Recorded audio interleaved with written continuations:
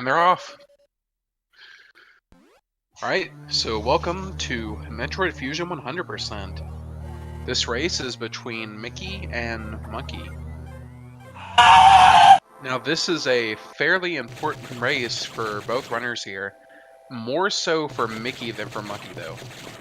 Both of our runners, in order to make it to the final bracket, our runners will need at least a minimum of a 3-2 record to qualify for a race that the top runners from will be sent to the bracket.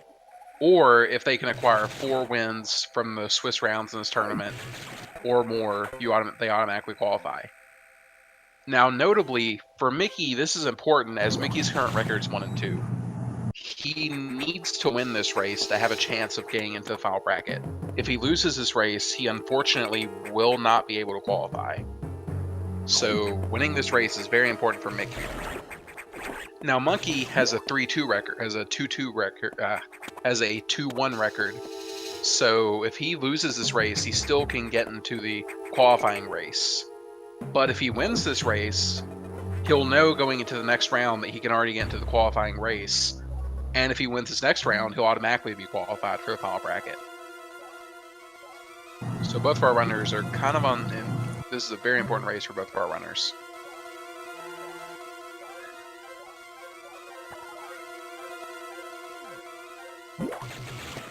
Now, early game, we don't really see a lot of variance from the any percent category. Our runners will be pretty much heading the same route they do. There's one little energy tank they'll pick up before Arachnus, and they may also be grabbing another missile that some runners don't normally grab. But outside of that, we're not going to see a whole lot of variance from 100% and any percent, really until Sector 2 and beyond.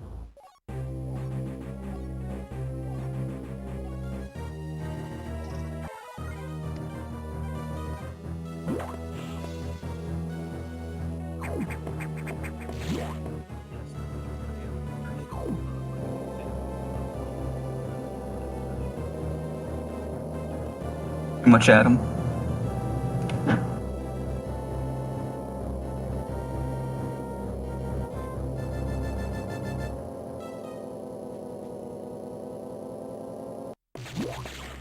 Now, the first upgrade our runners are going to be getting here is the missiles, which is a bit different from other Metroid games where normally you get the morph ball first, but our runners will be getting the missile upgrade first. Now, missiles will allow them to kill some enemies pretty quickly early on, and there are multiple, you'll see our runners kind of alternate between using missiles and charge beam throughout the run.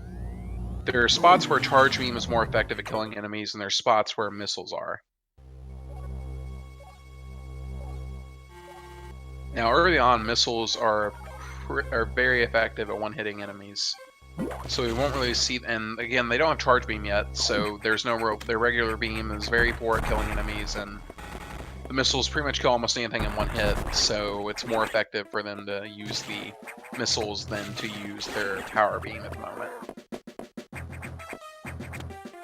Once they get charge beam, you'll still see them use missiles a little bit just to kill things instantly, and multiple enemies that are really close together, or just some enemies that might be armored from the front.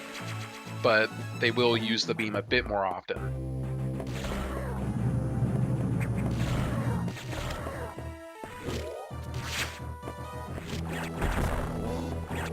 Now, this is the first Idor of the game. Idors are a pretty common thing throughout the game, and they basically, every round of them, they can have 0 to 4 beams. Ideally, our runners don't ever want to have any beams, but if they do, they just have to put up with it.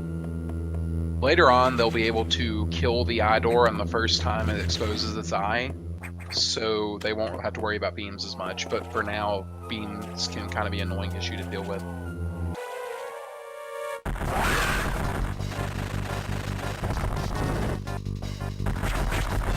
Now for the Arachnus fight, our runners are going to shoot him as quickly as possible with as many missiles as possible, and if they succeed, he will be killed without giving them any trouble. But there is a chance that Arachnus can roll and eat a few missiles. And in 100%, they've actually used an extra missile to grab an energy tank. And as a result of that, if he rolls, it will actually make the fight a lot harder, as they may have to use the beam a little bit. Something else to note is that you can see both runners shoot 2 missiles at the same time. If those 2 missiles hit the Core X or even an eye door, as you can see from Monkey, it counts both missiles for damage and it quickens the fight. Yeah, because normally once you've hit it with a missile, the Core X immediately becomes invincible. So that's why you have to hit it with 2 missiles at the same time, because it can't really ignore 2 hits coming in at the same time. So it just takes damage for both of them.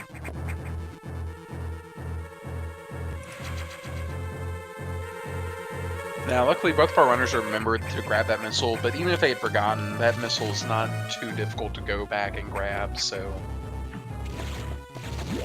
But it does help get it now. Yeah, it does help a lot in Sector 1. Yeah, so... a big improvement over any percent. Yeah, most any percent runners now...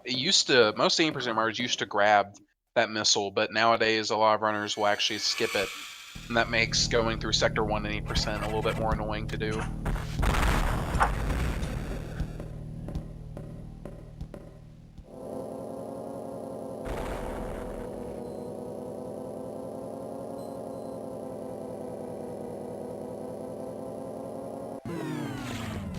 Now in Sector 1, the only detour from any percent is an energy tank that they'll be grabbing, and it's pretty early on in the sector. Otherwise, they'll be taking pretty much identical route to a mini percent. The only boss in this sector they have to deal with is the Charge Beam Core X, which functions a little bit differently than the Core X we saw with Arachnus. We'll go into more of that once the runners get closer to the fight.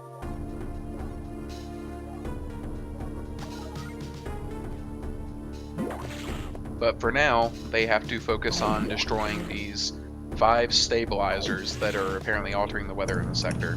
That's the main objective for this sector. To answer that question, in-game time only runs during when you actually can move Samus or when you pick up an item. During her monologues or pausing or talk to the computer, in-game time does not run.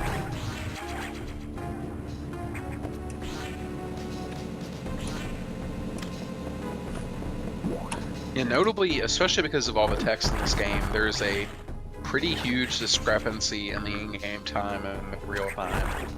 Now, there are a lot of things outside of text that don't count for in-game time, but the text is definitely the bulk of it.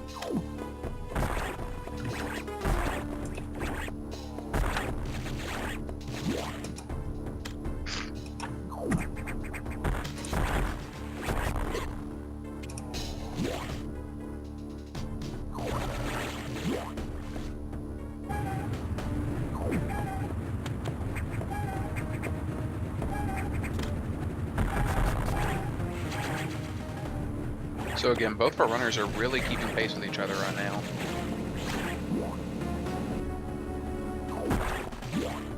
Mickey, I would say, is maybe a bit better off in that he has 2 extra missiles that Monkey does not have at the moment. So, but I don't think either of our runners are really, at this point, they have the missiles to make it to the eye door safely.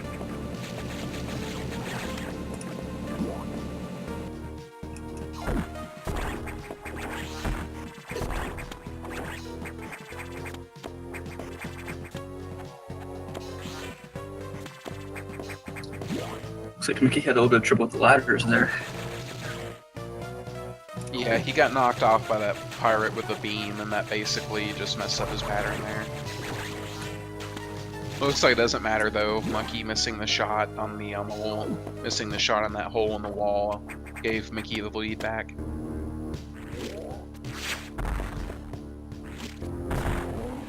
Does not get the first double. Oh, but it looks like Monkey did. Red X. So if he tinks any missiles going for double missiles, some green. Yeah, he tinked. So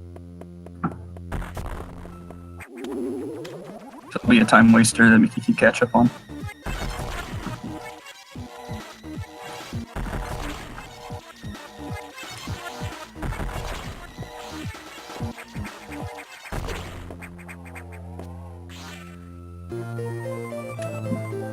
Notably, you'll see the runners use charge beam a lot more now than missiles. Charge beam can do a lot more damage than missiles. The standalone basic missiles do 10 damage, while the charge beam altogether, if you hit it with 3 parts, the 2 parts of the main beam, the little flare that comes out around Samus's arm cannon, will do 26. So as you can see, they're able to completely destroy the stabilizers with 1 charge shot.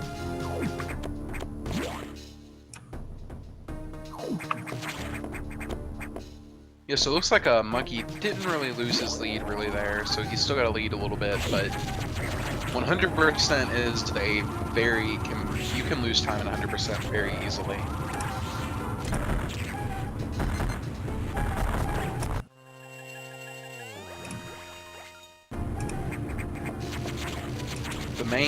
The main difference between the best runners in this category is going to be movement more than anything else. Just minor mistakes, little things like maybe not shoot canceling a few spots. It's just stuff like that that adds up. So when you're running this category, prioritizing movement is really important. There isn't really a huge risk of death once our runners have gotten towards the later end of the game. So movement is just pretty much going to be the decider.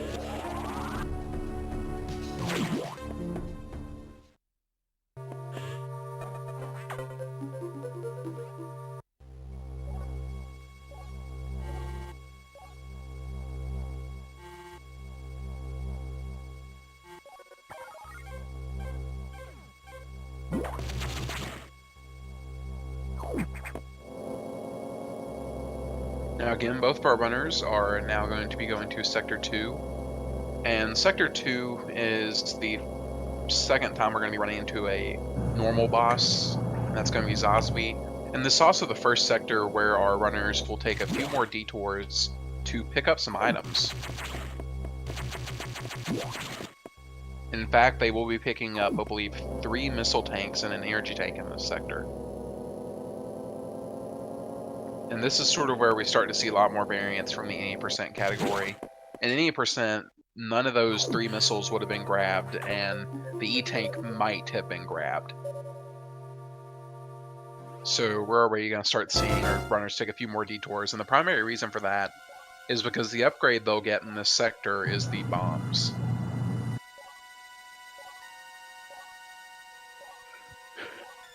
And bombs allows a lot of secret passages and areas to be exposed, and that subsequently opens up a lot of extra items for our runners.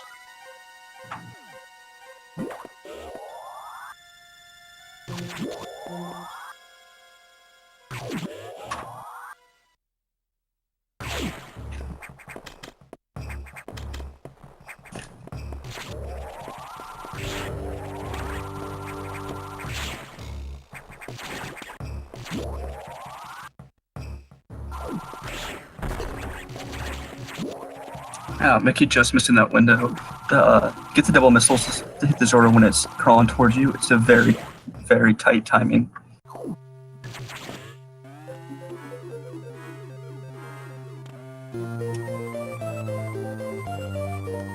Yeah, Monkey made the same mistake while he was leaving, only he was going the other direction.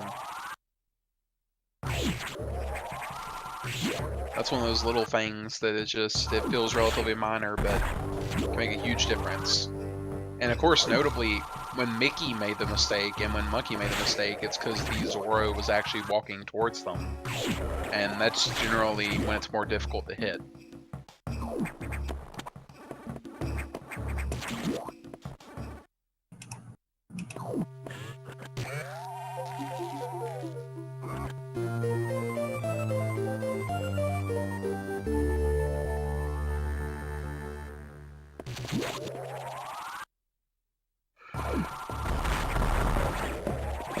Now again, we're kind of starting to see the gap close a little bit here.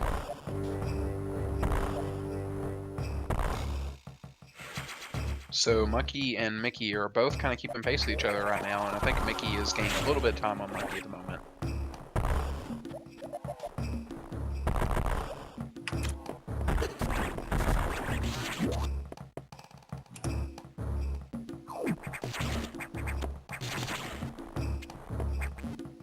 See, both our runners gave each other a little bit of a high five there as they were leaving to head on.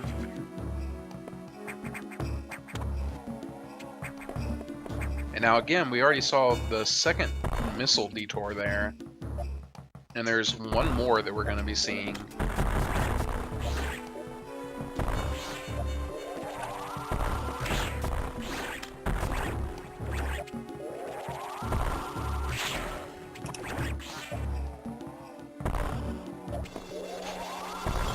Appears Monkey is going to be the first one to go for this item.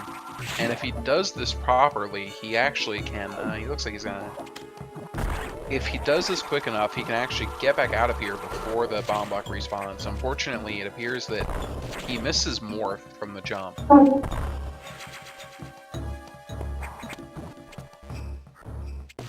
Again, we saw Mickey there, he pulled it off. Yeah, it's tight time due to the fact that the bomb respawn timer still counts down, or the bomb block respawn timer, my bad. It counts down during the missile grab, so it's a very tight timing to get that. Yeah, notably, Mickey's bomb that he placed actually went off during the item get animation, so that kind of offset the risk there. In fact, I believe that's ideally you want the bomb to be going off then.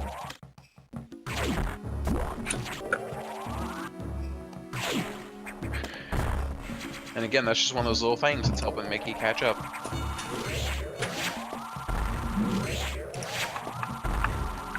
And now Monkey is fighting the Zosby boss, and Zosby is pretty much RNG. Zosby has two types of jumps that he can do, and either he does a vulnerable jump like we see right here, or he does a wasted empty jump.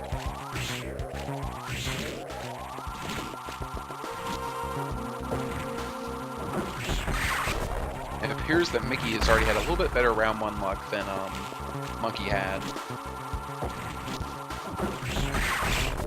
But I did miss one there. It looks like Monkey had a total of 9 jumps. And Mickey's was an extremely small number. It was, had to have been about 4 or 5 jumps it looked like actually, so it's actually really good RNG there. Oh, but Mickey just missing that double.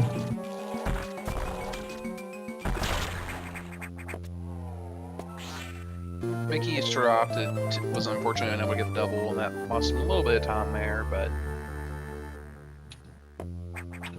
overall, with a good RNG in that fight, I think overall he came out on top in that fight. Now I wonder if someone's gonna go for SAX skip. Oh, Monkey is not.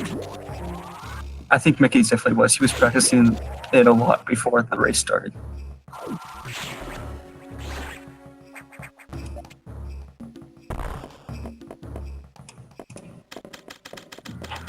Now if... Oh, the fake out. Yeah, if you fail to shoot out those blocks, you definitely do not try and go for it. It's pretty much never a good sign if you can't break the blocks.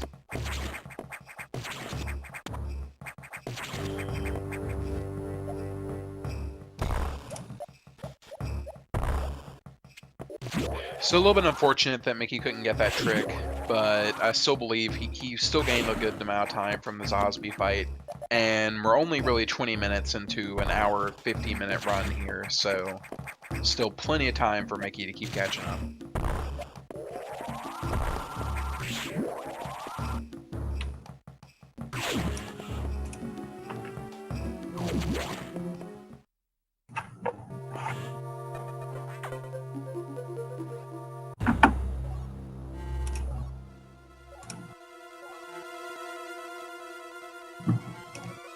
Now in the next sector our runner is going to be heading to Sector 4. We see a lot more item detours than last time. We're going to see some before and after the boss fight, which is a little different than in Sector 2 where all the detours were before the fight. And for this area, the little theme of this area is it's water, and the water is electrified for most of the area. Now notably, this really isn't going to have much of an impact on our runners, especially considering they did not do SAX skip.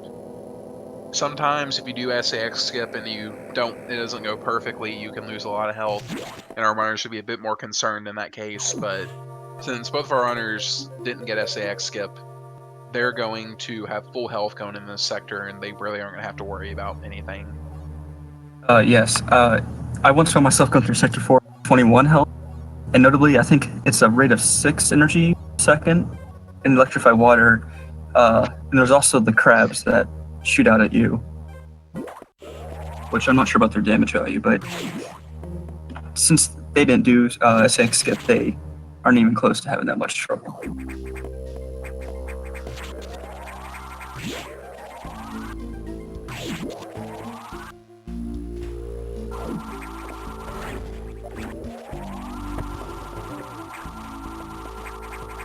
Second, you saw a moment there where Monkey actually used his missile again to kill an enemy, and that was pretty much because he couldn't really get this charge beam up. And that's generally the reason you see runners use missiles at this point, is if there's just too many enemies for you to be able to charge your charge beam in between them. Now, another technique we sort of see our runners using a lot here is the pseudo screw attack. And now the pseudo screw attack is whenever you have your charge beam charged up and you do a spin jump into an enemy. You lose your charge, but it does a lot of damage to the enemy, if not just kill them outright. And we see the runners will be using that a lot, especially when they're jumping in areas with a large number of enemies.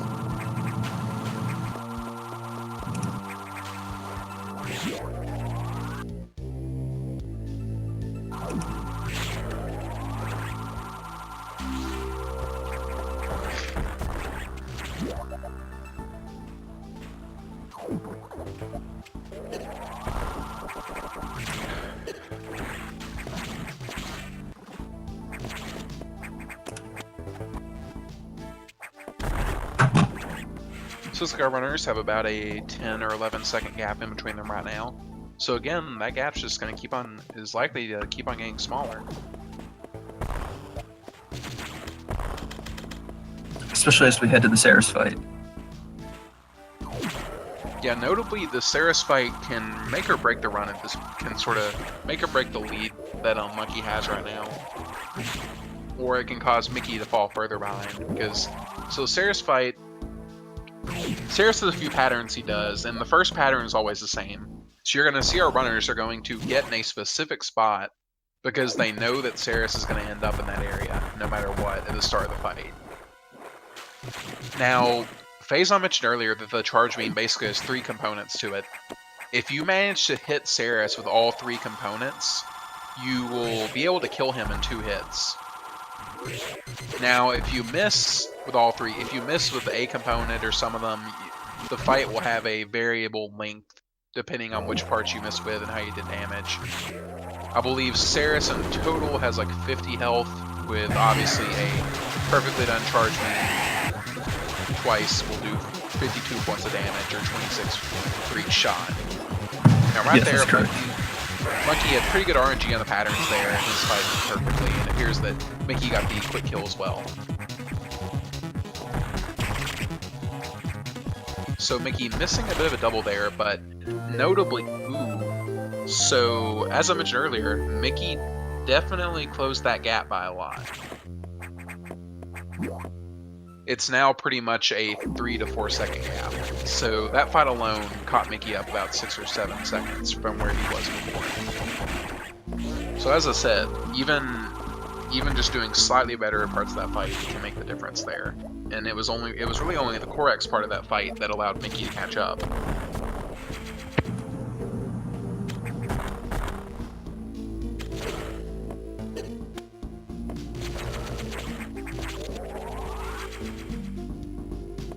Yes, if you're able to destroy the Corex right about around the spot that it moves to after killing in a different spot, it can become grabbable instantly, and it saves a good chunk of time. That also led to Mickey shortening the gap.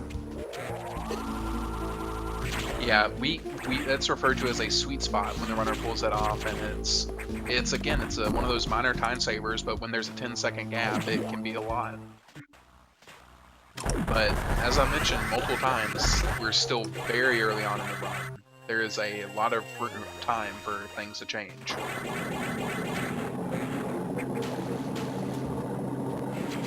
I don't think either of our runners really think they have it in the bag yet.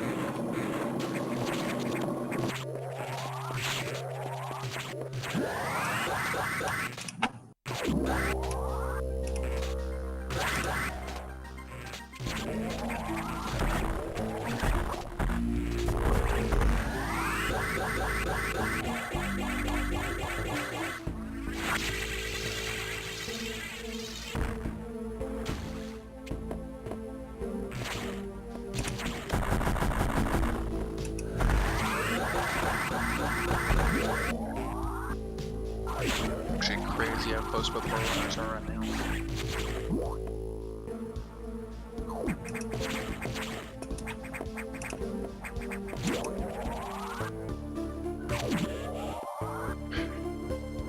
So now both of our runners have successfully cleared the Sector 4 area.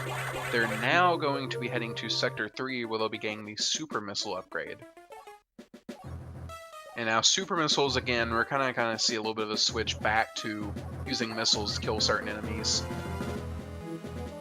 Because Super Missiles are very effective at killing enemies, and they have a pretty good area, and they have a pretty large area of effects, so we're going to see our runners take advantage of that splash damage to hit some enemies, have a little bit easier time hitting certain enemies.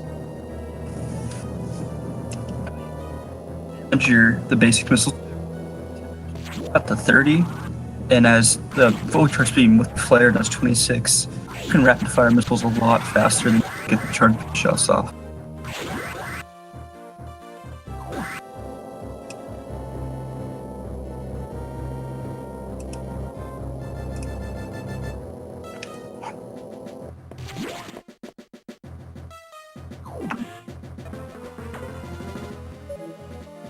Now again, as with Sector 4, we're going to see a few item detours.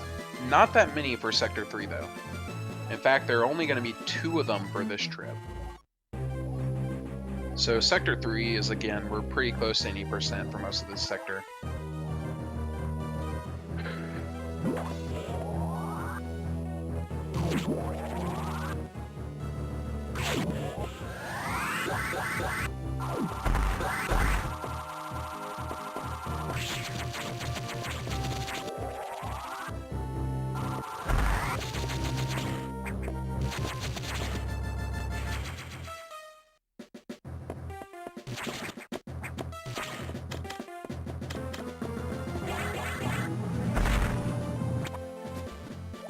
There's a little bit of sync there for a bit.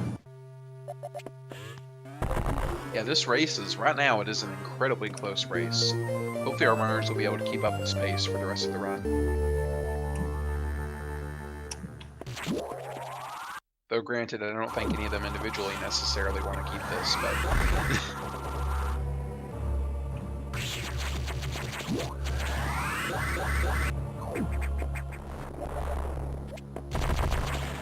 And again, you know, they're just pretty much right after each other. Uh-oh, Monkey. Oh, no.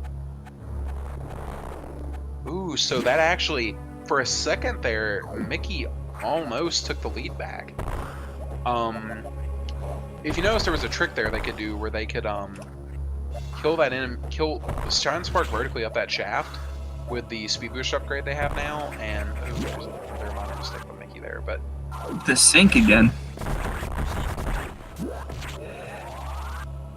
Again, I mean, it's pretty much, it's so close that pretty much even a minor thing, like, flips the lead for a little bit. Yes, we'll have to see how the box fight goes for this.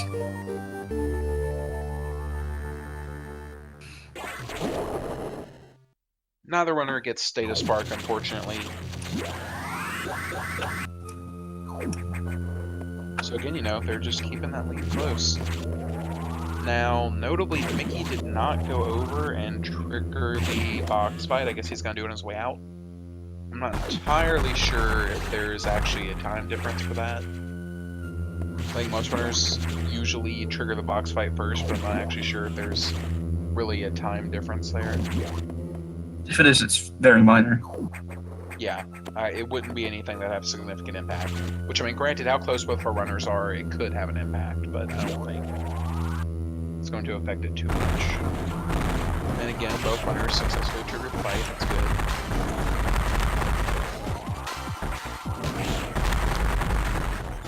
Perfect fight for Mickey.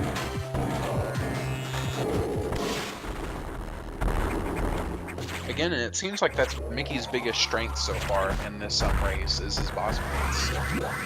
Both times he's sort of gotten a lead have been because of stellar performance on bosses. And again, you know, the boss fights can have a huge impact on just how much time you gain.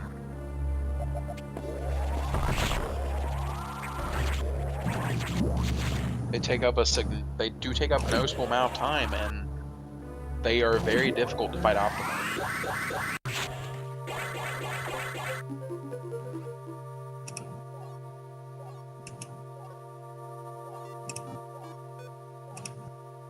Now, both our runners will now be heading on to Sector 6, and notably, Monkey is... I don't think he's at a very big risk, but he does have somewhat of a risk of dying right now. He took a little bit too much damage in this sector, and right now he has around, I believe it was 2 energy tanks worth of health and 20, and I believe it was like 27, maybe 67 or 76 energy.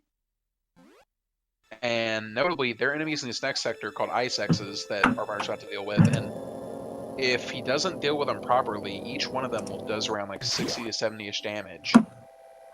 So getting hit with a few of those could really put Monkey in a very bad spot.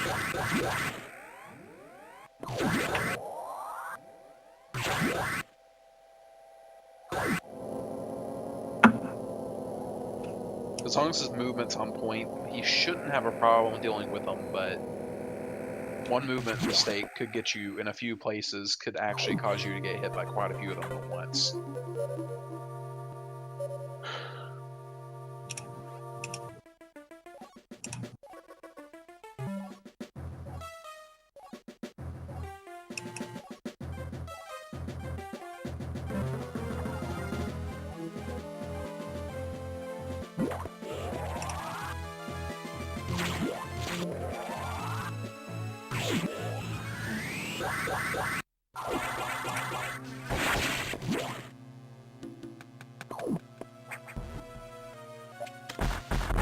As you can see, Mickey just laid a bomb down at that wall. Doing that will open up a little passage that he'll come back to after he faces the boss and leaves this sector.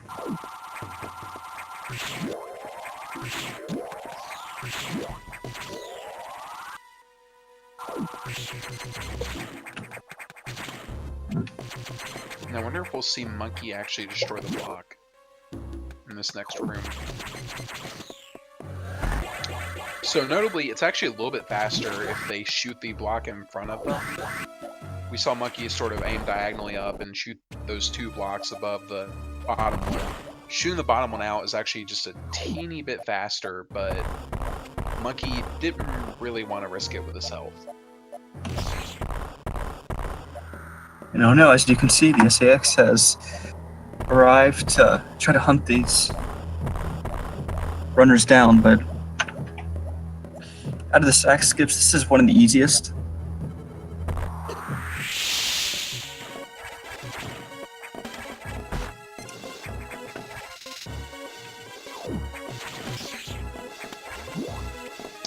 Yeah, so Power Bomb only does like 20 damage, so you can basically go over and sit in that spot underneath it and roll out whenever the SAX comes around.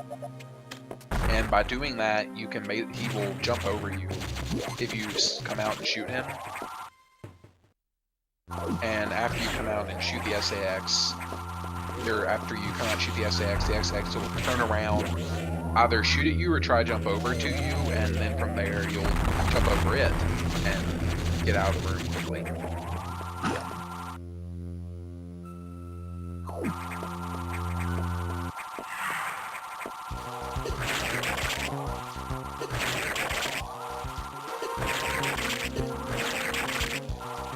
Monkey having I believe it's a 5-shot fight. First, Mickey's but, fight. notably, you can do 4 shots if you're able to get the first shot and flare inside the main part of the Mecha Corex, but it's fairly difficult to do. Yeah, we actually, I believe Monkey did get a 4-shot there, so... And he gets a sweet spot on the end there.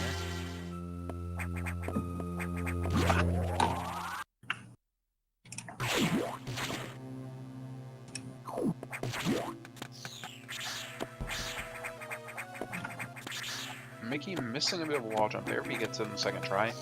Now, hopefully he remembers. Okay, good. Believe it was Mickey, right, who forgot to grab these missiles last time. Yes, it was.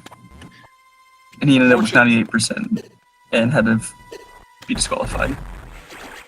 Yeah, unfortunately, the last time Mickey did this, he forgot these 2 missiles, which cost him his race. So again, you have to make sure you know where every item is. You don't want to miss anything.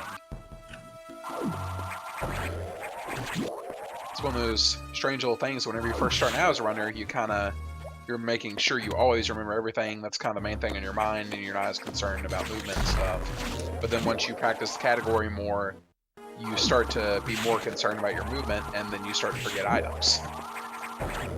And also, like, the muscle memory between 80% and 100% can really mess you up. Yeah, so I mean, again, you gotta be wary of which category you're running whenever you're doing this. Forgetting an item can be very costly in some places, and if you don't remember that you forgot, or if you don't realize you forgot an item, it can be really bad.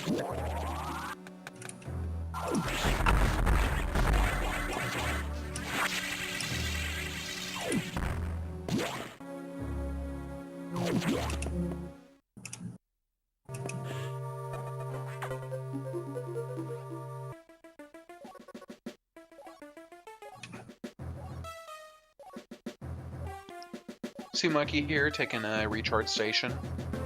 Assuming he wanted to take that because his energy was really low.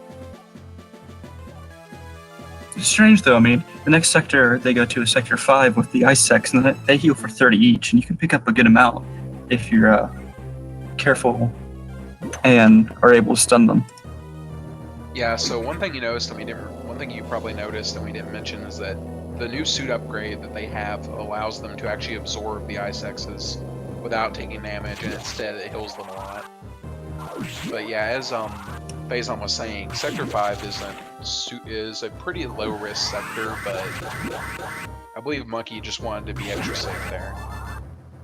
There have been quite a few deaths in this tournament, so it's understandable why some runners will want to be a bit more cautious than normal.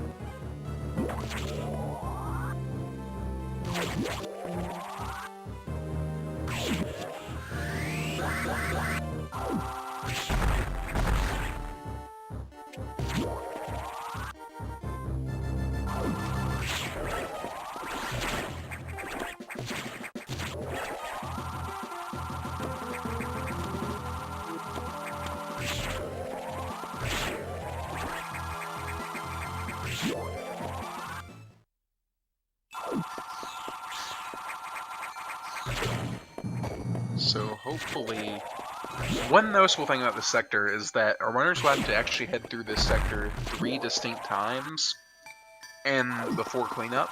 And the first 2 times they visit the sector, you visit some of the same areas, and it's not uncommon to see our runners get mixed up. So hopefully our runners do not pull a secret key or forget to go to a certain room they should have went to. Yeah, pulling a secret key is, we've had people who went down to activate the security level 3 yellow gates, and by mistake completely forget they actually need to pick up ice missiles and assume they already have it, since you go back approximately the same way, and they will run right back out of the sector until they realize there's no flashing red lights and have to go all the way back. It's a huge waste of time. The one redeeming factor for this is that the game does give you a few visual cues to let you know you forgot to do something. And as Faison mentioned, if you go far enough, there's an area where you're supposed to see flashing red lights, and that area will not be flashing. But in the room before that, actually, you will see a later boss, Nightmare, will be moving around in the background.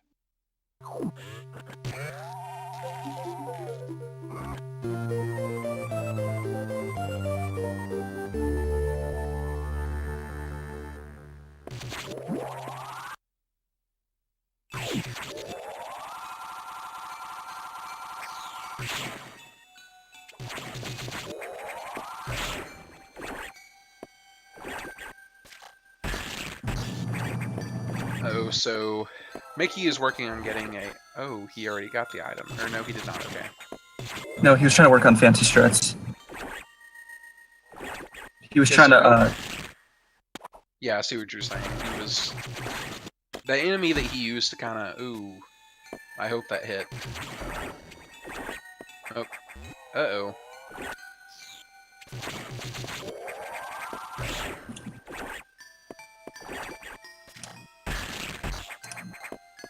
I think at this point it would have been better just to do slow strats here.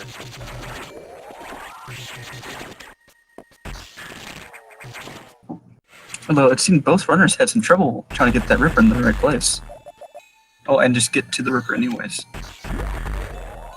Yeah, so Mickey definitely had a bit more trouble though, unfortunately. It looks like Monkey was able to catch up quite a bit because of that, so runners are once again getting pretty close to each other.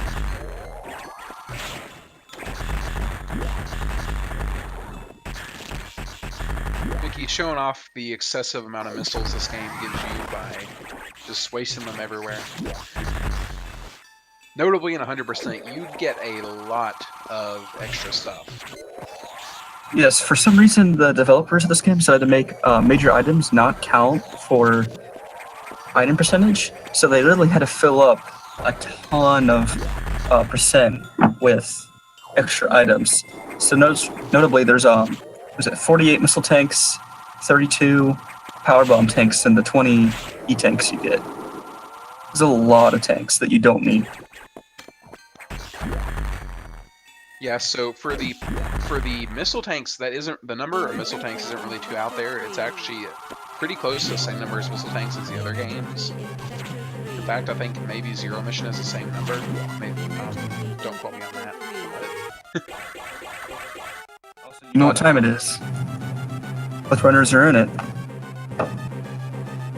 So our runners are now in the emergency section of the game. And emergency is a time section. Fusion loves to use self-destruct timers. And for this section, our runners are basically going to have to go back through Sector 3, and they're going to be going through the heated areas that we didn't see earlier because our runners didn't have Area Suit. Now for the heated areas, they're a bit more dangerous than the non-heated areas. But again, our runners have a lot of health, and I don't think death is really going to be a worry in this run. The main thing is going to be moving through the area quickly and efficiently. This section is actually a pretty difficult area to get right. And there's a lot of room for just minor stuff to happen and cause you to lose a lot of time. It's honestly probably one of the more penalizing areas for just a minor mistake.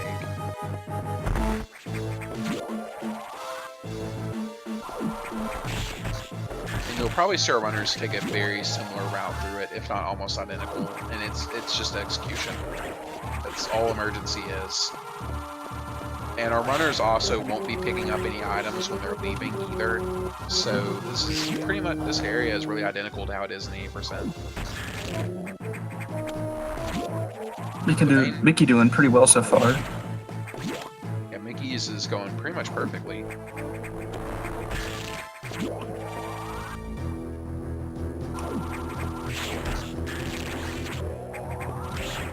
If you want, you could guess Mickey's time. Oh, I am terrible at guessing the times. Yeah, so am I. I'm gonna go with 4:33. I'm gonna go with 4:32.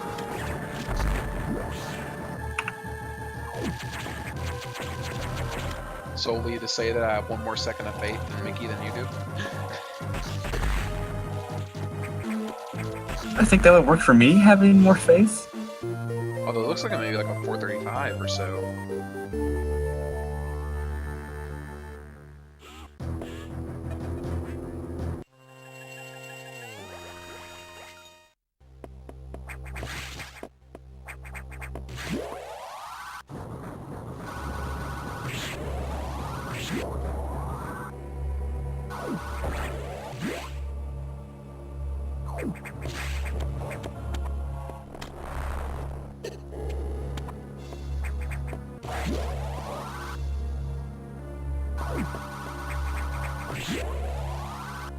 So both runners have completed the emergency section. Monkey with a 410-ish, and I believe Mickey had a 434, 435.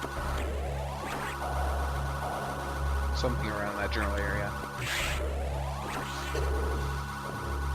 Now both runners will be leaving this sector and moving on to the next part of the game.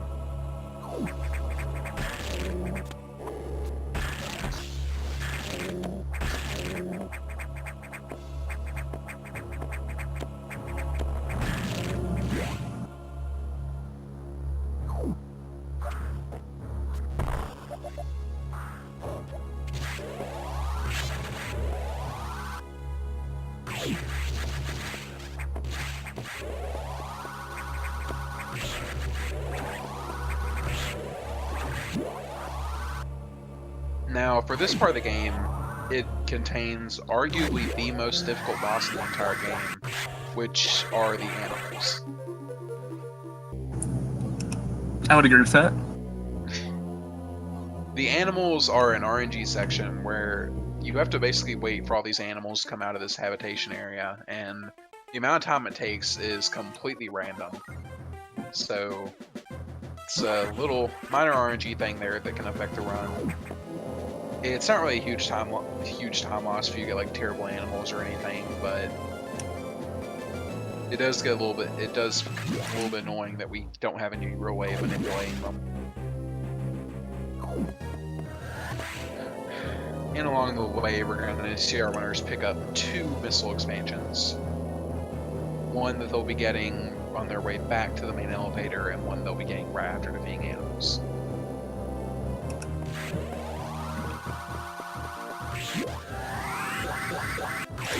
Well, thanks for us too. I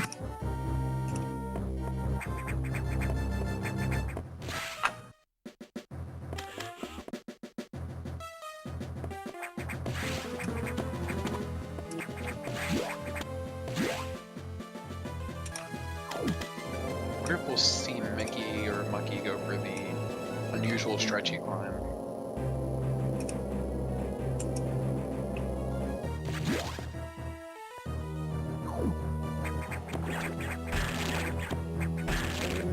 And he gets it. Nice. Okay, so to climb that room, normally you have to wait for those enemies to spawn, and you have to jump up and get them to stretch their necks out. And freeze them while they're stretched out, jump on top of them, and just do that. But if you are pretty good, there's a few things you can do it quickly, and the one Mickey did is pretty infamous. Like, I believe its nickname is Impossible Strat. But it's a fairly difficult climb to do, but it's the fastest strategy for that. And we actually saw Mickey as well do another strategy involving getting a Shine Spark to skip having to do it again in that room to the far left.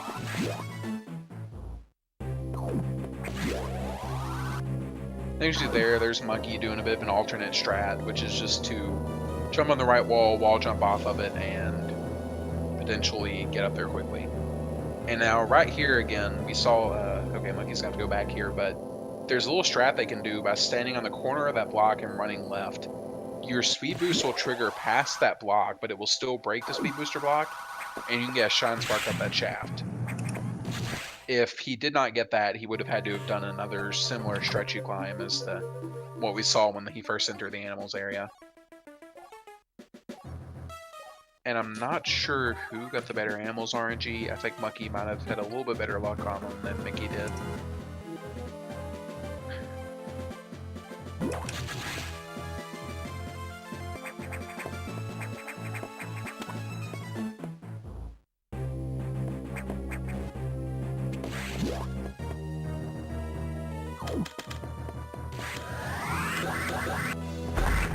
again, we see Mickey grabbing the missile tank here.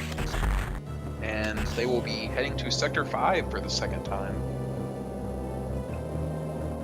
They're on their way to pick up the power bombs, which arguably have the best sound effect in this game. I mean, I disagree on the arguably part, but yep.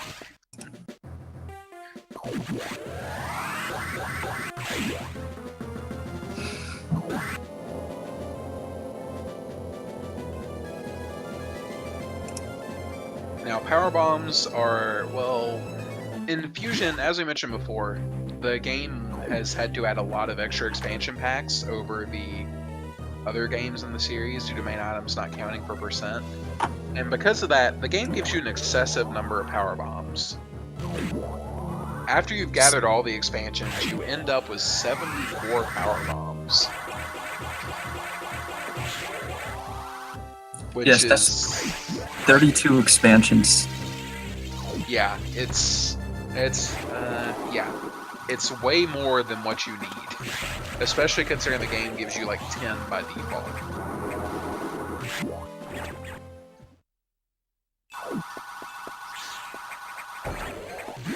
You definitely won't be seeing our runners having to worry about any power bomb ammo. I can promise that.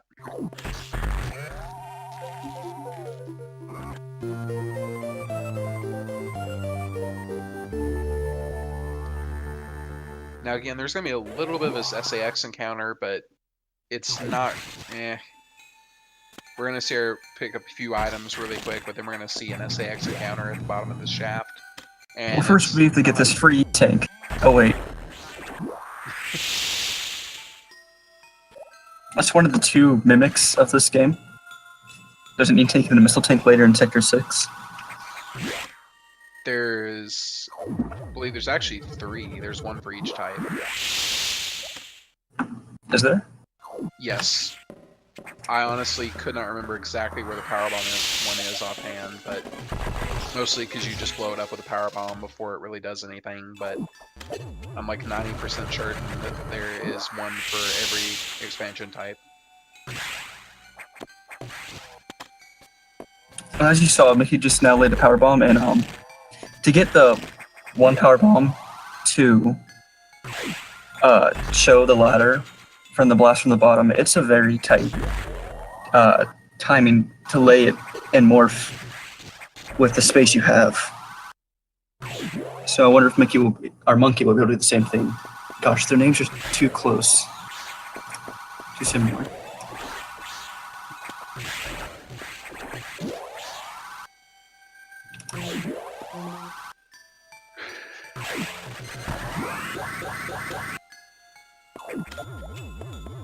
And now we see Monkey is about to do the SAX encounter, which, as I said, this isn't really much of an encounter. You don't even see the SAX, and if you're quick enough, you don't even have to worry about its beam.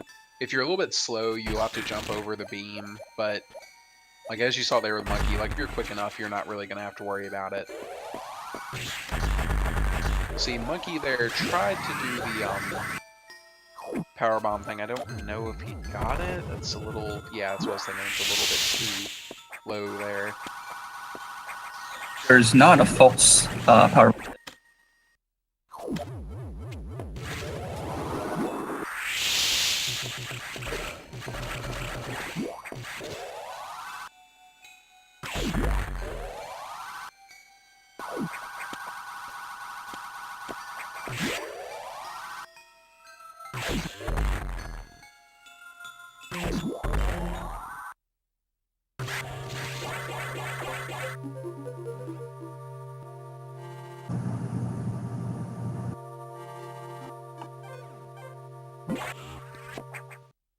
Now, both of our runners are on their way out of Sector 5 with Mickey already up on the elevator. And now they will be heading back to the main deck to try and go back to Samus's ship. I'm sure that absolutely nothing wrong will occur on the way there.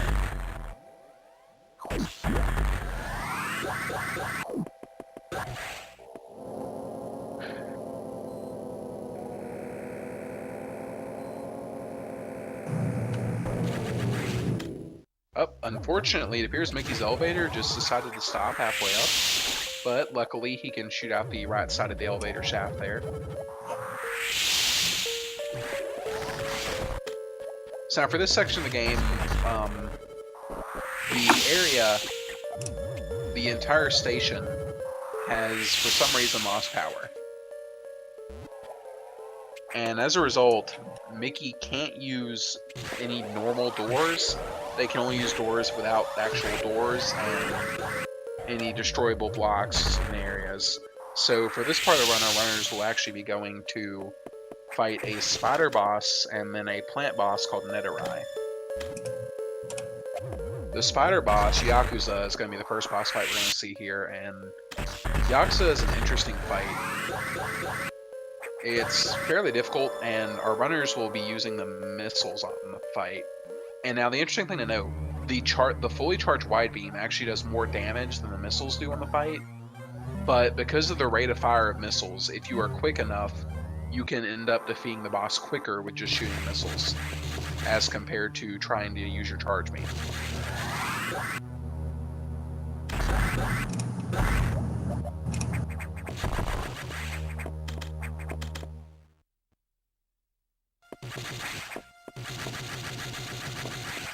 Yakuza, I do the fact that after the first round, I say, when immediately get on the fight, you can aim up and you'll see the runners jump up and shoot missiles, and you can hear Yakuza being damaged due to the fact that this weak spot is open, and usually you won't be able to damage it, but with jump you can scroll the screen just enough that the missiles register. And after that, it'll wiggle around the screen, and it's complete RNG whether Yakuza will open its mouth back up or not. So, after 4 rounds, and as the community calls it, and I'm sure it's going to be put in the chat somewhere, 4-round Yakuza. Notably, this game seems to love to have number 4 as the maximum number of times something can happen, so if you're ever curious as to how long an RNG mechanic, how long a boss may do a certain RNG pattern, good chance it's going to be the number 4. So now, notably, you'll notice Mickey's actually letting himself get grabbed by the Yakuza there, and the reason for that is because if you get grabbed by Yakuza, you can actually break out of it, and it will reduce the time spent in each of the RNG phases. Now, it depends entirely on how fast your mashing is.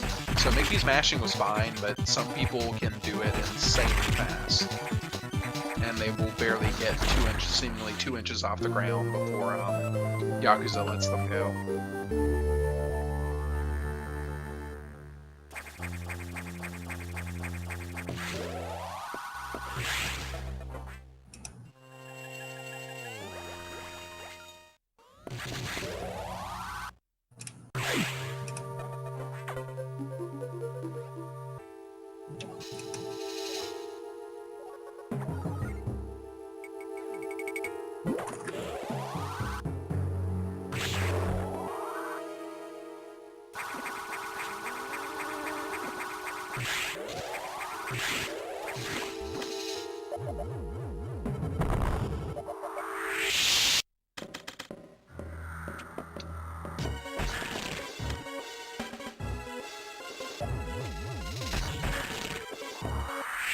So you can kind of see there, Monkey is actually has really good mashing on the escaping from Yakuza there. Yeah, by the way, Mickey just skips, ran away from SAX. No big deal. It's not really that much of a bother to the runners due to the fact that they have so much energy and that it's fairly simple to avoid the SAX. It's also important to note that is the one area in the game where you're actually required to run from the SAX. So it's the devs, as a result, it's a bit easier to actually skip the SAX than that.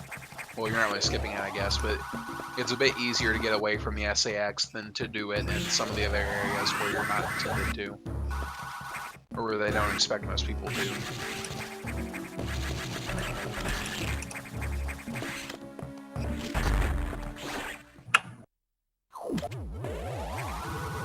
And now, Nethereye, it's pretty much a joke. As you can see, Mickey is just standing there pumping missiles into it. If you stand on the right side of the ledge far enough, one flower will not spit its pollen at you. So it's a fairly easy fight.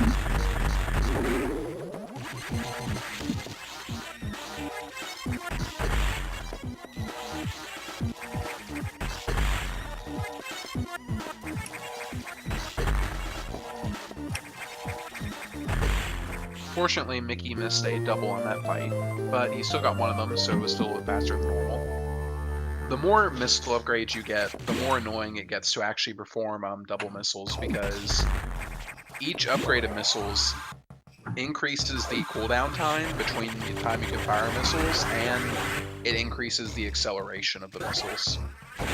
So it takes longer to fire the missiles, and they get farther away from each other. So, as a result of that, every single time they get a missile upgrade, doubles are just becoming more and more annoying to pull off.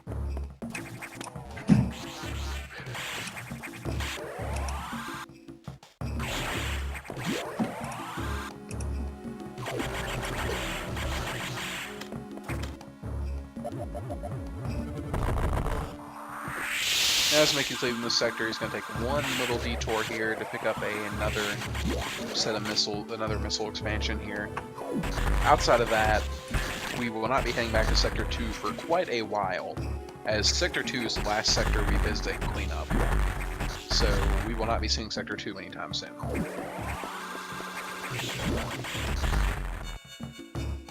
Monkey not having as good as Idor RNG as Mickey did. But same thing with Thunder Eye, you literally just stand there and pump missiles into it till its core X forms.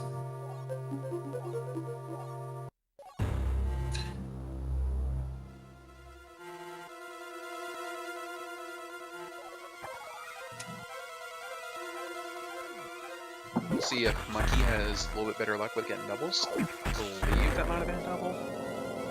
I am not sure. I always have a harder time telling on this boss if they... Yeah, so Monkey had the same fight as Mickey. He only got one double there. But again, on that fight, it seems really hard to tell, because usually you can see the missile falling, and it seems to be a bit more difficult to spot on that fight. That's actually a really easy way if you're wondering if you got a double or not, to verify that you got a double. Because whenever you get a double, you will see you'll basically see two sort of hit marker type things.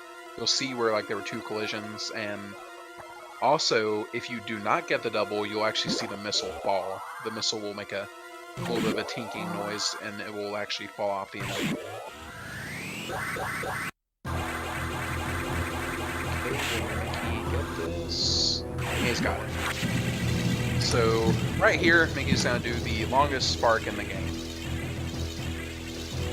Now, notably, you can either do a spark there, or you can do a space boost, which is where you basically jump around and space jump while you have speed boost. But the space boost is insanely hard, so you really don't see many people go for it.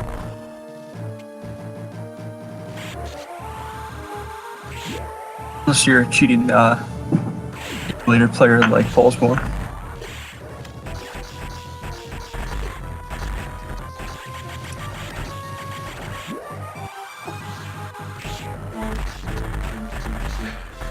So again, Mickey just showing off how this game gives you way too many missiles.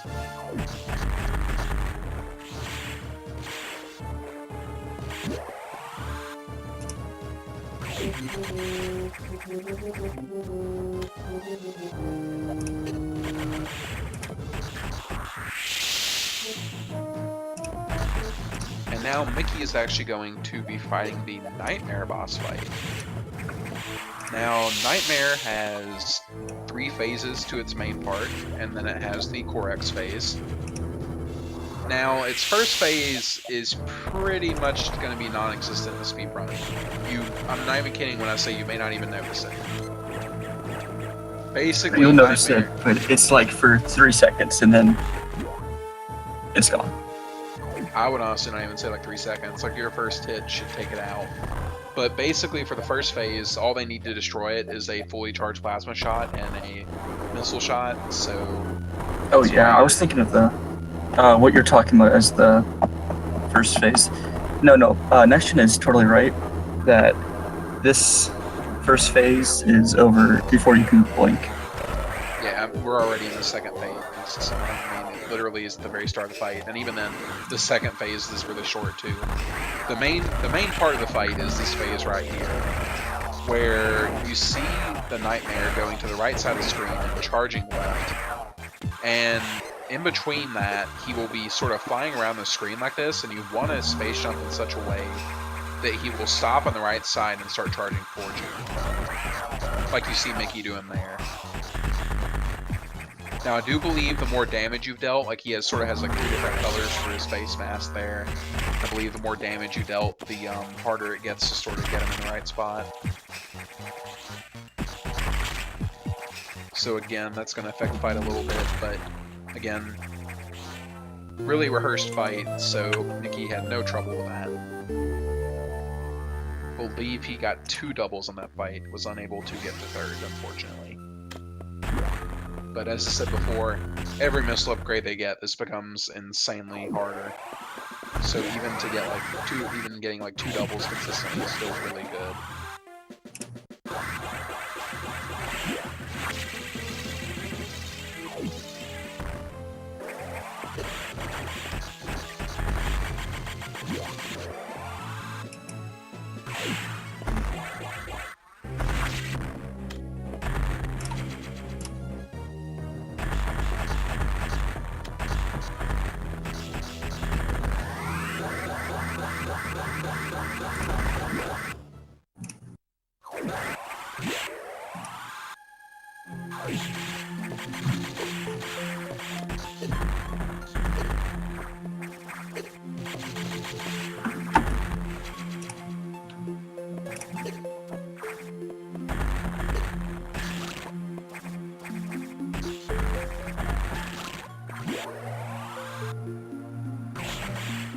And Monkey is now on the last phase of Nightmare before the Corex, while Mickey is going and grabbing the last set of items in Sector 4.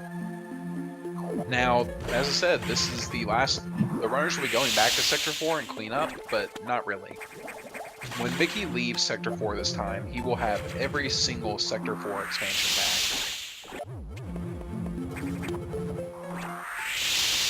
And now they will be coming back through here, but they'll solely be doing it to go to Sector 2. And it's actually really convenient to get all the items right now because, well, for one, you have all the equipment you need, and for two, when our runners leave the sector to go to Sector 2 and clean up, when they enter here to go to Sector 2 and clean up, the entrance to Sector 2 is pretty much right next to where you exit from Sector 6, so it couldn't have been more perfectly placed, pretty much. We may see either Mickey or Monkey, or maybe both of them may check their items as they're leaving to make sure they didn't miss anything.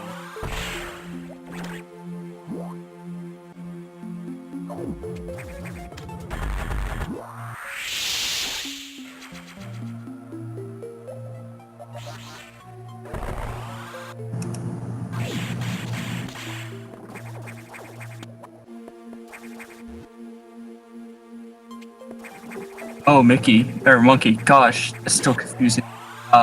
Monkey had turned around and really trying to do a shine charge, but he did too much and did not charge. Yeah, you always want to make sure you have enough room to actually get speed booster. If you don't, it can be costly to make that mistake.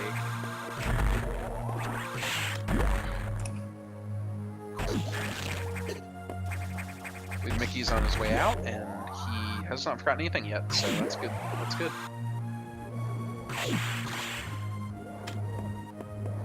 We'll see if he manages to get the Shine Spark item properly leaving here.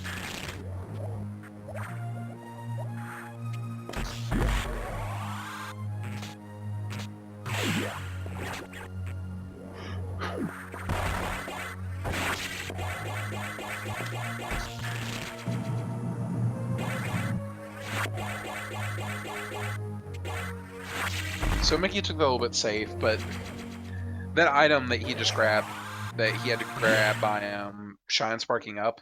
The game is kind of interesting with that. If you actually unmorph too quickly and try and Shine Spark too quickly, and you do it too close to the speed booster blocks, you will just clink with the blocks. Even though you are Shine Sparking and you should break through them, you won't. You'll just clink and have to go back and get a speed booster again. And then now Mickey's getting the fairly useless missile upgrade, as diffusion missiles are only needed a few times.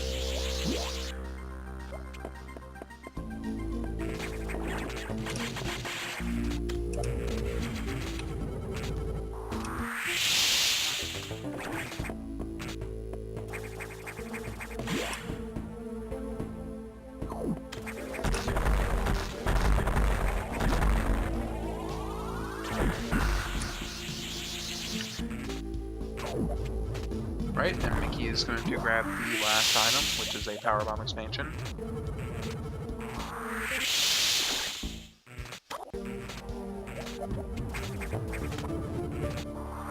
One more items in Sector 4.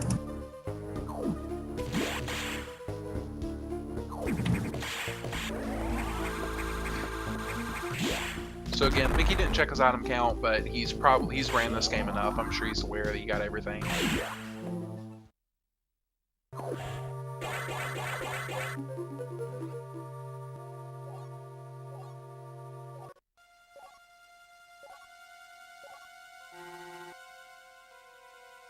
Now we see Monkey leaving the sector. Doesn't seem to be having any trouble either. And now Mickey will be going on to Sector 6, where he will be fighting the Xbox.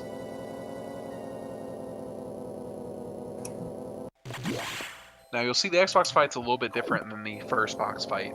The first time we saw the box was in Sector 3 in their first visit when right after they got super missiles. Ooh, and Monkey just barely missed that Shine Spark. Had to be like a pixel too low there. It's extremely close. But for this fight of the box, he's gonna function a little bit differently. The ceiling is a bit more annoying to deal with, I would say, than like the first time around, and another component is there's electrified water below. So that's just one of those things that they added in that's going to make the fight just a teeny bit harder than what it was last time. And instead of shooting out fire pillars, we'll see the box use missiles.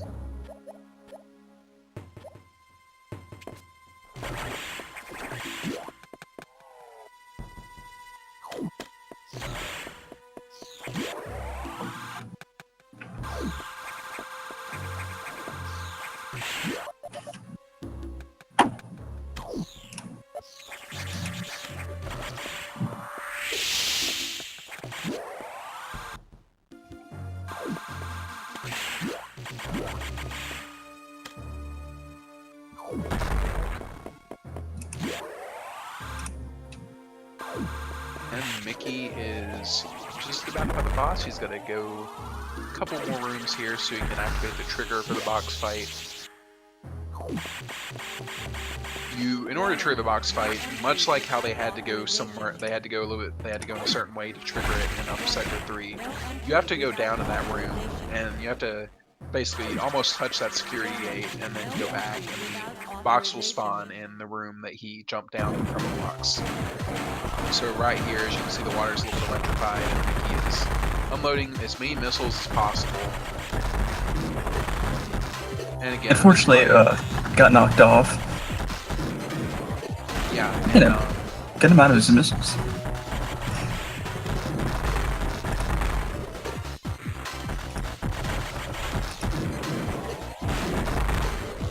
Yeah, so I'm in a bit of trouble with the diagonal shots there. I guess Mickey's just gonna... No, Mickey, don't... Okay. He's in a bit of trouble with that fight, but finally finishes it off.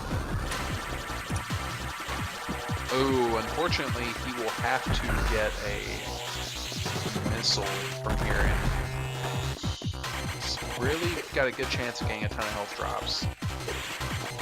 There's a missile drop. Oh, there's 3. He should be okay. Yeah, now Mickey has the same roundhouse missiles he needs, and he's gotten the Corex. And now he has the wave beam.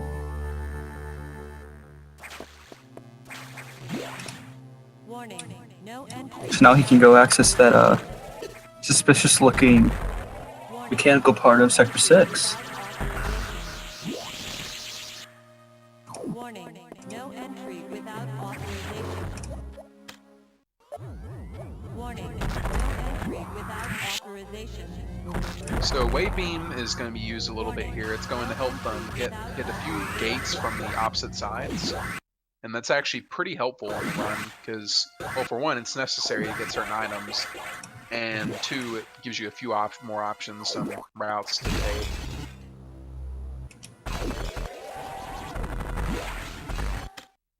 Fire alert. This sector will soon be locked. Now again, the game loves to give these little sequences where you have a timer. 60 seconds. And this one's actually interesting because based on what time you're leaving with, you can kind of tell how good you are at space jumping. And space jumping properly and effectively is really important for moving quickly, especially considering there's a lot of space jumping in 100%. So you can basically look how many seconds you get on that timer as you're leaving, and you can sort of tell how good your space jumping is. Most top players get around a 55-ish time, something in that, pretty much 55 seconds for the most part, and that's what Mickey got, so.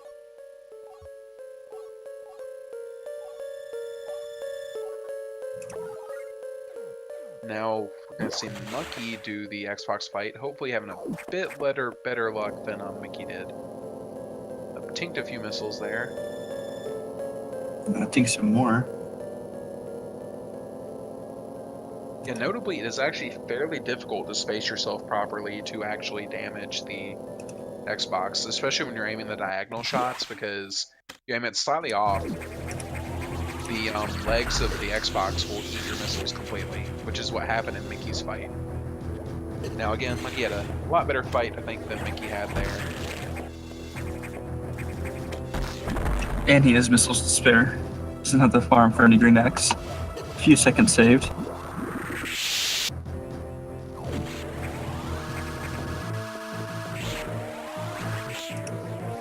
Right, and now we see Mickey grabbing a few more Sector 1 items. Now, this game has quite a few different puzzle type things you'll see a lot of. And the game, if you haven't already noticed, the game loves to make you kill enemies and let them respawn as a different enemy and then kill that enemy again to get an item. And that is actually used quite a bit in this run, in a lot of parts of this run, especially in 100%, because in 80% there's only a few spots where you're forced to do it to progress, but in 100% you got to do it to get a lot of items. So. And as you see Mickey doing, mostly with the gold pirates, you have to shoot them in their backs to do damage. But the game only checks if you're facing in the same direction. So if you fire the beam and then turn around real fast, the game will think you shot the back and deal damage.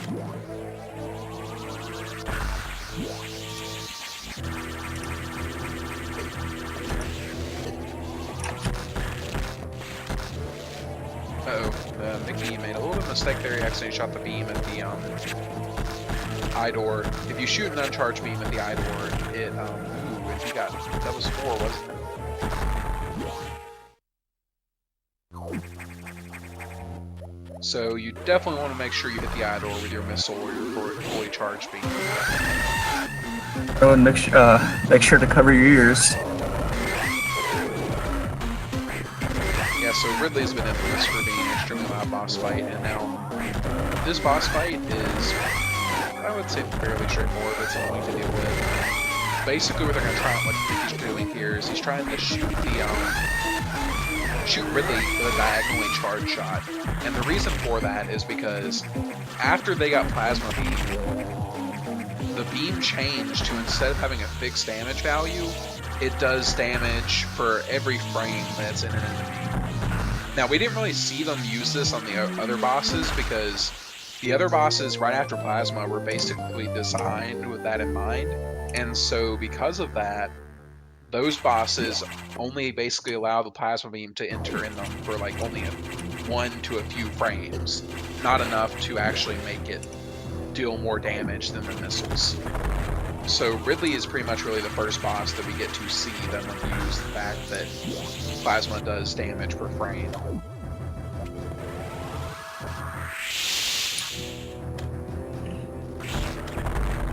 And now Mickey's on the cleanup part of the game, which is about 20 minutes of just straight item picking up with no text and no navigation room or stupid computer to have to worry about.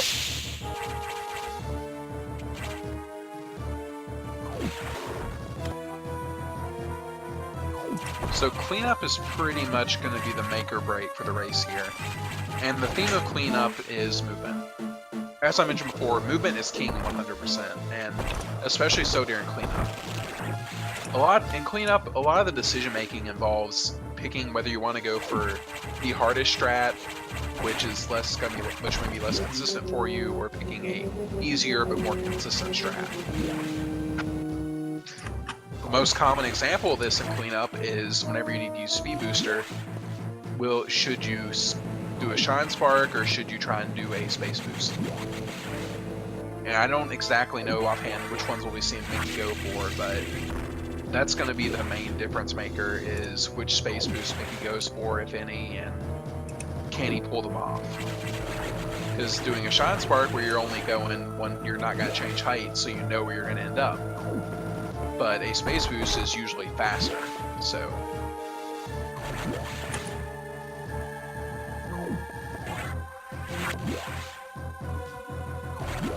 And there is no shortage of moments for you to use speed booster in cleanup.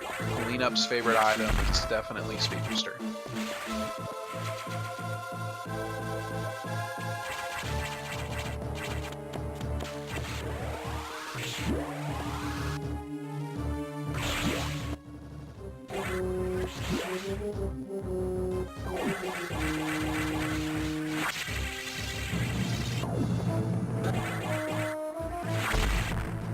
No pacifist by either runner.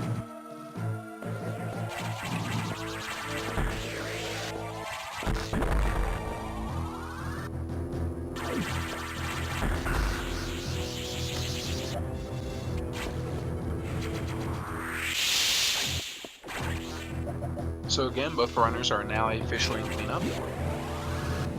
And right now Mickey is still a little bit ahead, but as I said, we're going to see how well he can keep that gap throughout cleanup.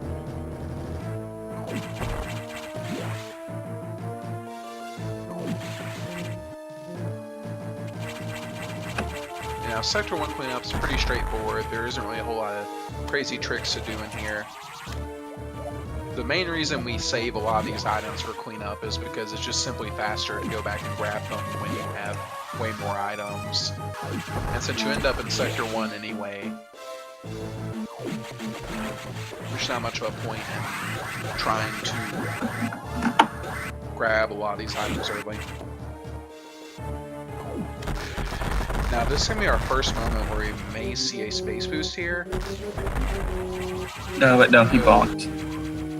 Unfortunately, Mickey ran into the door there, so he was unable to get the space boost. And the reason why these space boosts works is because when Samus is jumping,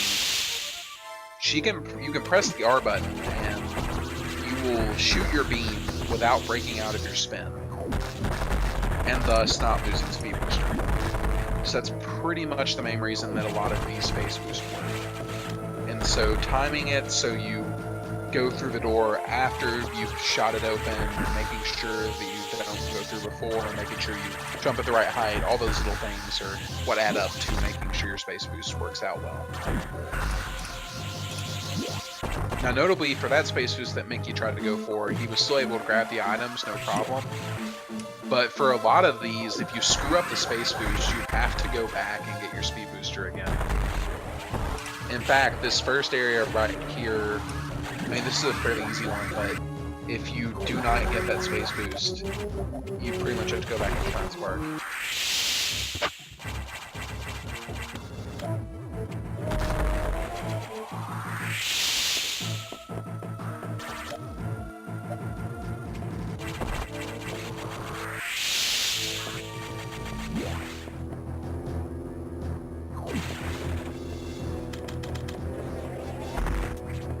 Sector through cleanup has probably, this sector probably has some of the most items we have to pick up to clean up. Primarily because a lot of the sectors you visit them twice, but when you visit them the second time, you tend to have more equipment. And so there are a lot of items that get picked up on your second trip. But for this sector, your second trip here is emergency, and it's just not really worth it to really go detour and grab anything else. So we grab a lot of these items and clean up.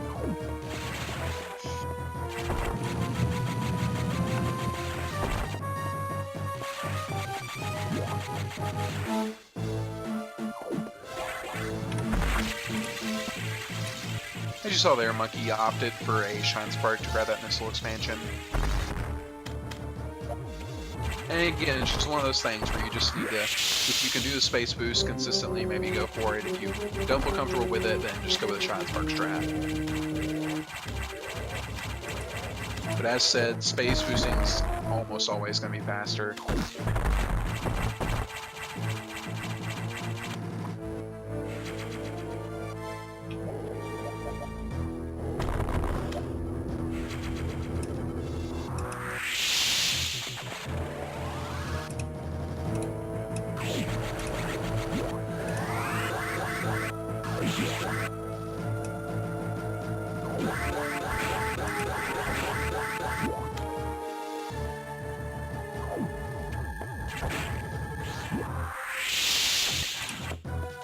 Okay, so right there, Mickey did again, that's an optional one. You don't have to go for that, but that is a really good one to get, because that saves a lot of time going through that room without needing to jump through there at normal speed. So that was really good for Mickey to get that, and that's a good time save.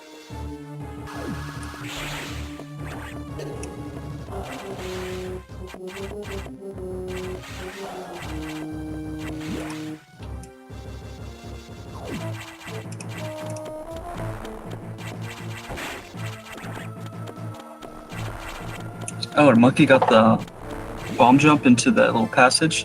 It's very hard to do with the timing of the bombs.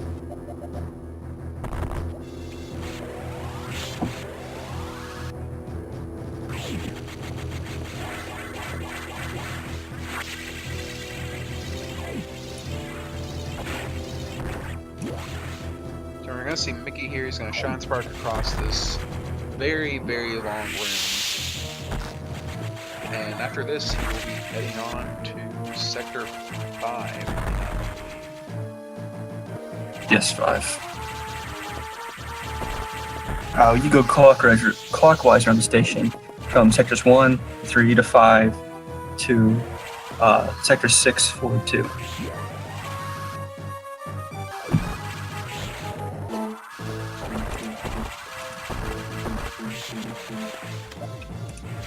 So you can really, runners used to go the opposite way, which was to go sectors, to basically start at sector 1, then go to the even number sectors.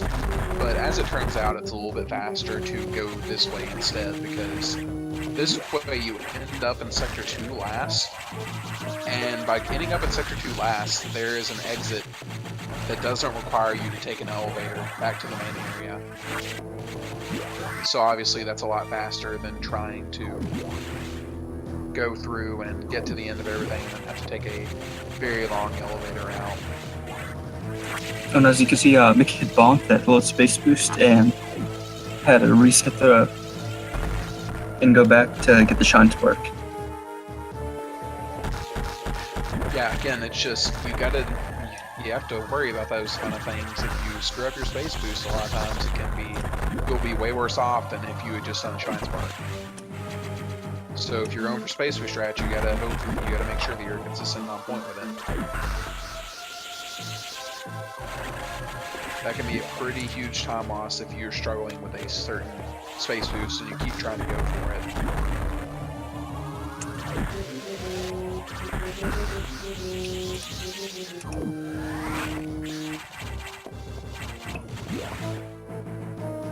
But notably, that was really he's only missed like 2 of the ones he's went for, and he's gotten some of the bigger time save ones, so. Now Mickey is in Sector 6, and Sector 6 has some of the... okay, let's just say it does. Sector 6 has the most difficult space boost for you to do, if you opt to go for it.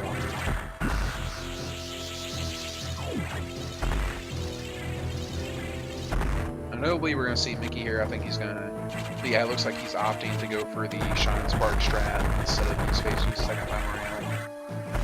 And he actually kind of did what he did there on purpose, because if you Shine Spark low there, you'll Shine Spark all the way to the left side of the room.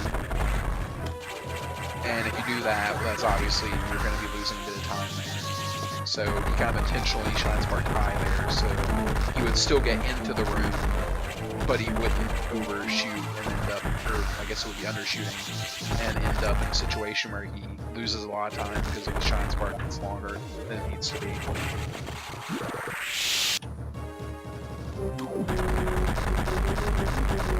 Again, we see Monkey, he's just going straight for the Shine Spark in Sector 5.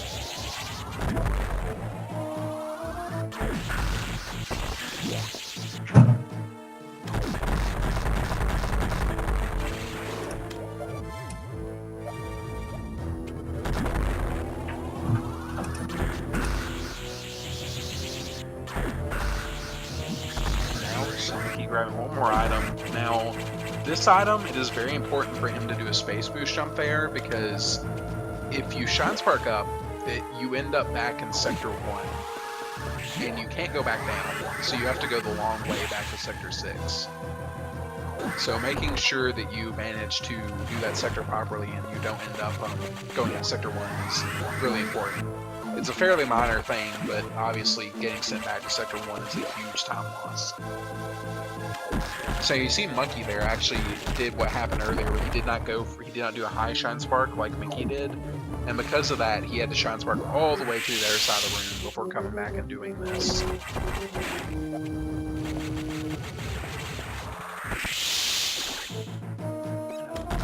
This will take that Mickey's going for now is pretty difficult to get. The attendance strat is let the power. All the enemies are killed, so you can either do a frame perfect spring ball jump, and he gets the return, like Mickey just did, which is, as I said, frame perfect and pretty difficult. Or you could fall and try to unmorph and space jump through the second criminal block.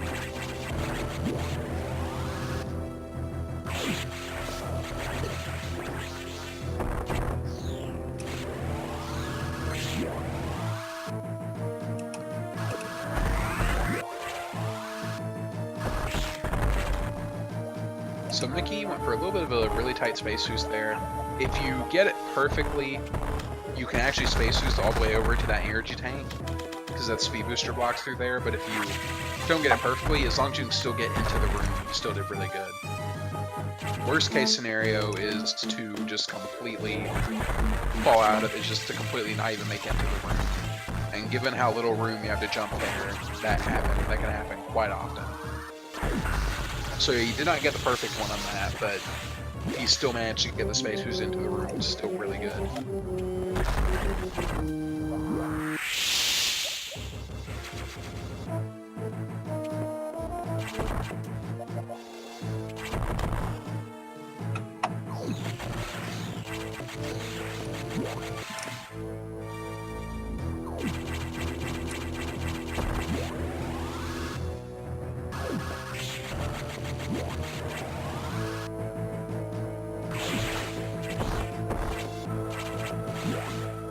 Again, Monkey gets the missile tank on the second try there. So Monkey's actually keeping up a really good pace with Mickey right now. He's not even falling a whole sector behind at all. Mickey now enters the hardest sector to clean up. Yeah, this bit and there you go. Call this the hardest section to clean up. As I mentioned before, they have gotten every single item in Sector 4, so there's no cleanup to be done there. Now Sector 2 is probably, I think it's personally my second most difficult area of cleanup. Same for me. Sector 6 is the hardest, Sector 2 is the second hardest. Yeah, so Sector 2 has a few difficult things to do here, like if you notice, there are a lot of crumble blocks, and this is what is referred to as Crumble City. Basically, ooh, Oh, Mickey! Oh, he's I got it. recovered. Nice, really good recovery there. Really good recovery. But basically, every single block in this area is a crumble block, pretty much. So you have to space jump really. You have a very low ceilings to space jump against, and make sure you don't hit any of the crumble blocks. Now, as you saw, there is sort of a short time window where you can actually jump up from the crumble blocks themselves, and you can use that to recover, but it's a pretty tight window to get some of them.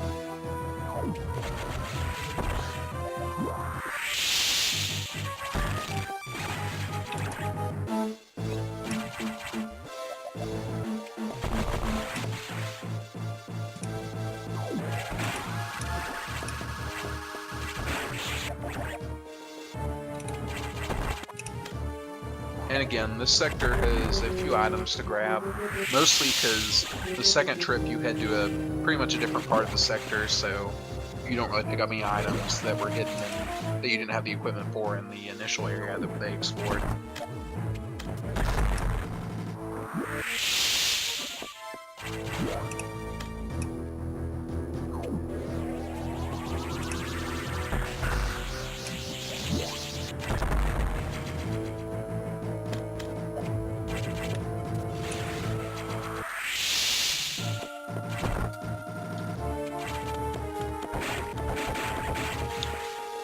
So that run that Mickey went through can be a pretty difficult one. Mickey took the safe strat there, but you can actually sort of fall through and jump back up through the crumble blocks, and it's a pretty annoying thing to do if you screw it up. So the safe strat was just to freeze it so that one ripper was on the other side and one ripper was on the same side as you were, and that's the general safe strat for that area.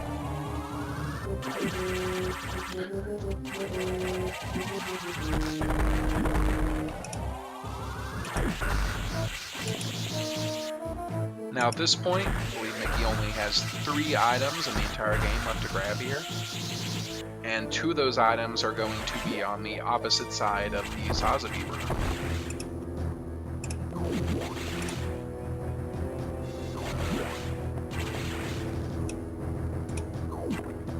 There's a little trick you can do to grab the second of those 2 items a little bit quicker, but it's pretty hard to do.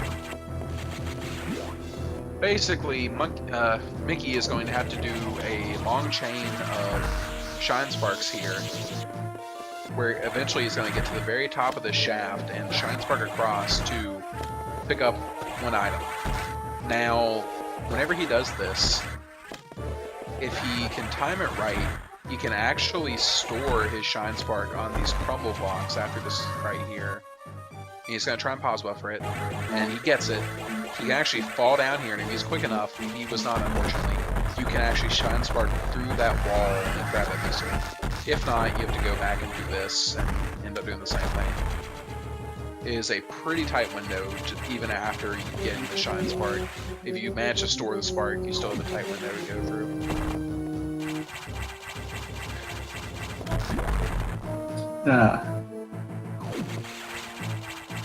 And now, Mickey only has 1 item left, and it's on the main deck. Yeah, so the only thing left for Mickey to grab at this point is a power bomb expansion. And the only reason he hasn't grabbed it is because it's been on the main deck. And technically they could have grabbed it earlier, but it's a bit slower to do that, even if it does look cooler.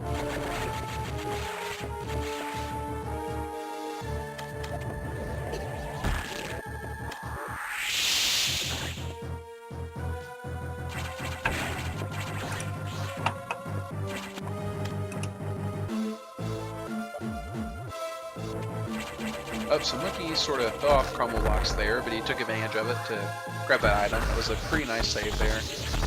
Still lost a bit of time from that, I think, but it's still he still took very good advantage of a mistake like that. No, I think he did that on purpose. You can actually store that. I mean, obviously on purpose, like to store it on the crumble blocks, but I've seen some people recover by going across that instead of across the bottom. It's a very interesting strat.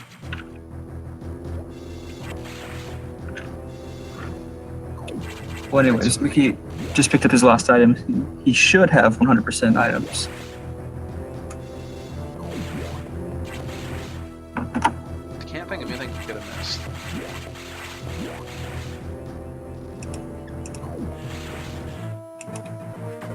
So, unfortunately, there is a fairly long text box you have to put up with before you go to fight the SAX and then Omega, but it's definitely a lot shorter since our runners are playing on the Japanese version, so the text won't be nearly as long as it is on English.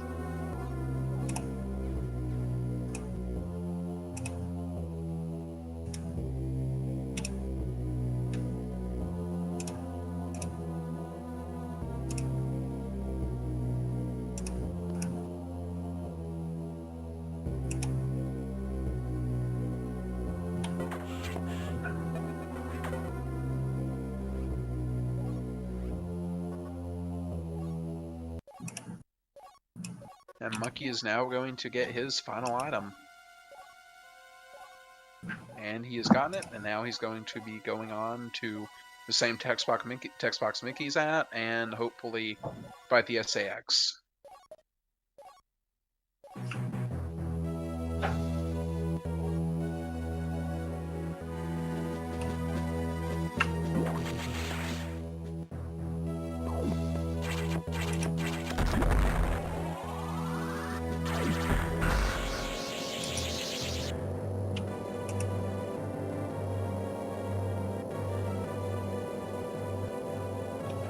Now, the SAX fight, if it goes properly, the first phase of the fight is completely stun-lockable. That means you don't have to worry about, Yes, it can be done in 4 shots, and Mickey got it in 5. It's 4 shots, I believe, right? Yes. Oh, and that second phase down, now just on the core X.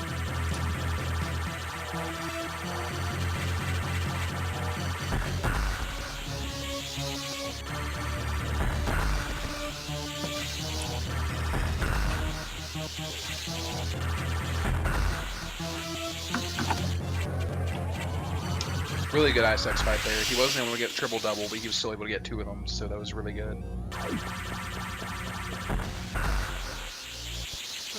Now Mickey is on his way to complete the game.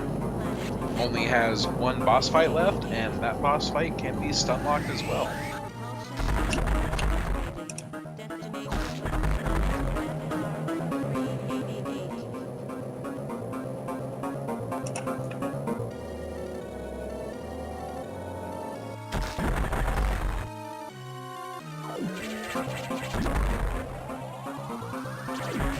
The horizontal strat on the SAX, Sunlock, while it's a bit slower, but still Horizontal strat is definitely the strat that you should be sticking with, especially when you're first learning this.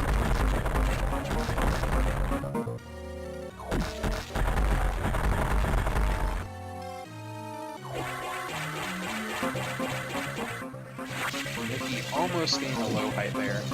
Fortunately, he was unable to get it.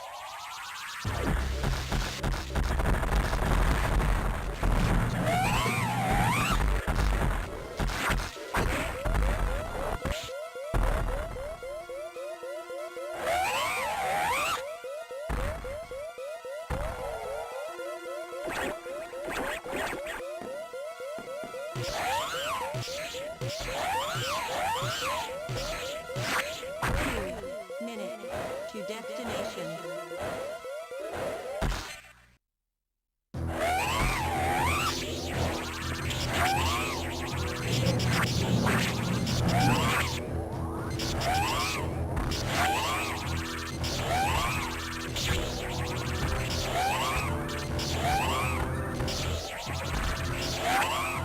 one for the sort of safety strap.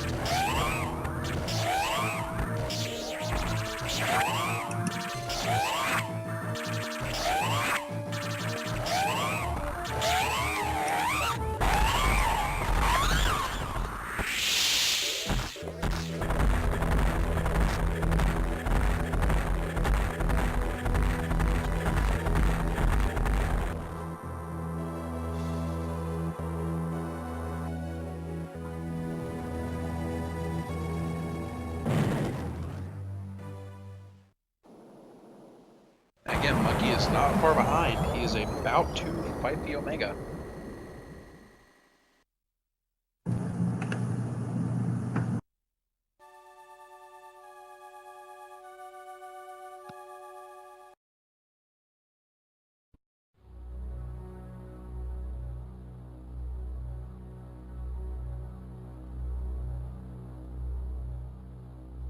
Mickey, or Mickey. Oh my gosh.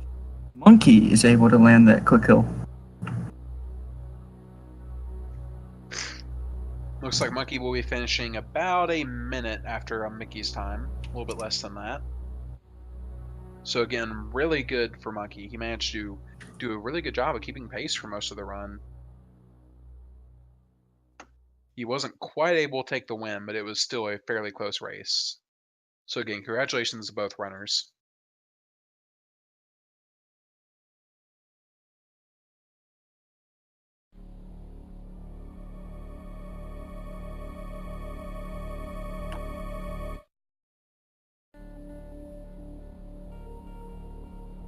I believe Monkey may have gotten a PB. I cannot confirm that at the moment because I don't know what his RTA is.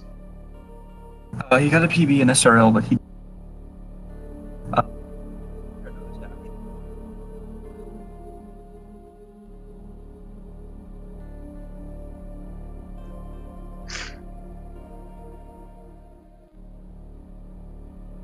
And now Monkey is with us. That My first. sucked. Hmm?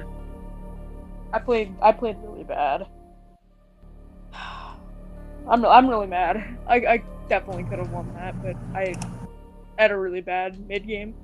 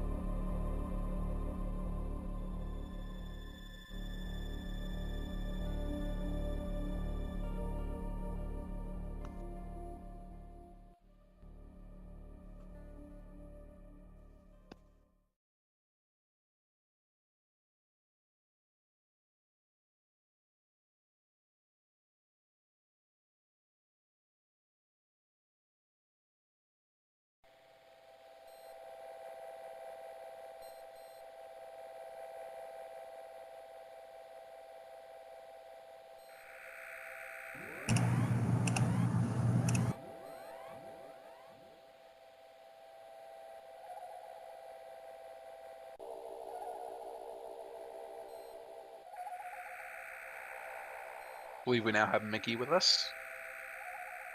Hello. Congratulations. How do you feel about the race? Terrible. Well, there is at least a consistent opinion in that regard, I guess. Yeah. I just want to tell everyone I was 48 seconds behind after diffusion missiles, and I ended up PBing by almost a minute. Like, I feel like I could have won if my mid game was better, but oh well. GG, Mickey. Congrats on the PB. Thanks. Yeah, my beginning and end were like really good actually, and then my mid game was just awful. 110, Mickey. I think mine's gonna be a 111, maybe a 112.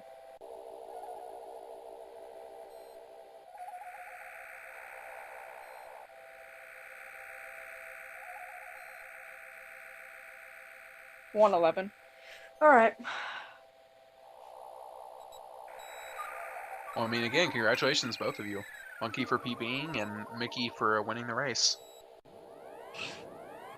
Yes, at first it was very, very close. You guys were very bad. Back. Who?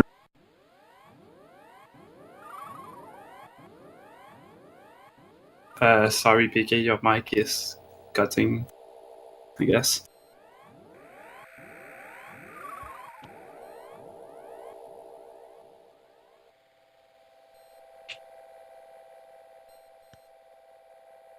Right. So, Mickey, now that you have won the race, what are your plans for? What do you plan to do for your next race? How do you plan to prepare?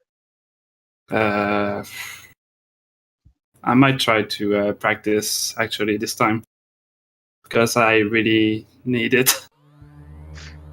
Yeah, I mentioned before, you need to win this race and your next one to even have a chance of getting into the final bracket. Yeah, I guess I'm gonna have to get some practice done.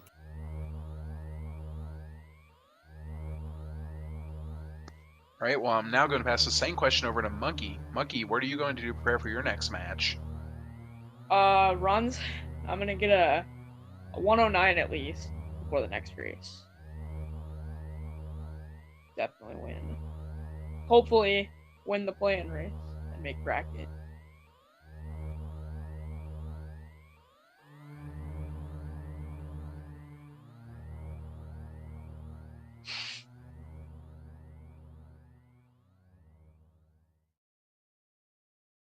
Yeah, I'm not quite sure yet what the matchups will be. There are a lot of people with the same 2-2 record.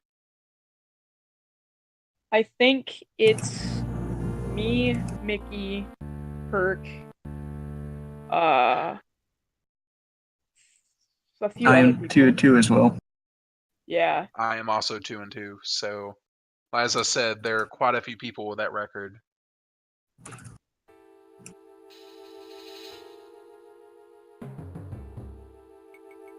Yeah, so PK is 2-2, Next Gen is 2-2, Scrub is 2-2, Herc is 2-2, and then both me and Mickey are 2-2. So I think that's 6, maybe.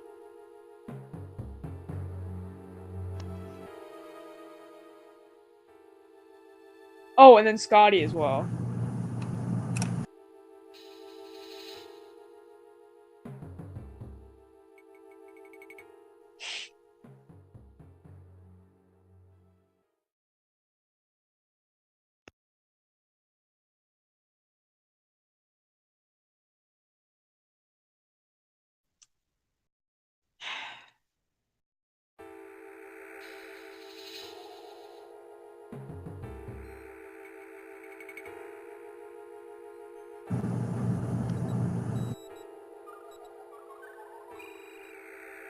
Are you back, PK?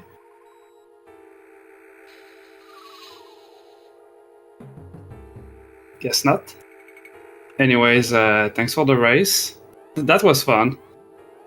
Yeah. Oh. Again, really great job from both of you. Congratulations. Thank you. Next time should be better, I hope.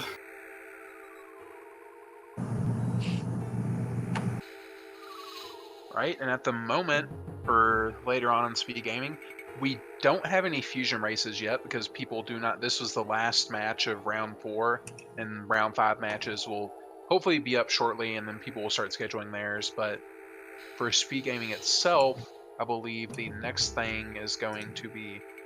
Looks like this is the last thing for tonight. So it looks like the next thing on schedule is looks to be about 2 a.m. There will be Earthbound. And then on this channel, Speed Gaming 2, at 3 a.m., there is Super Castle.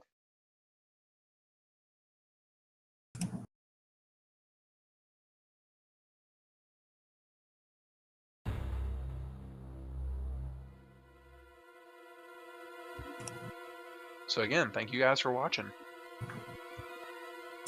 Thanks for having us.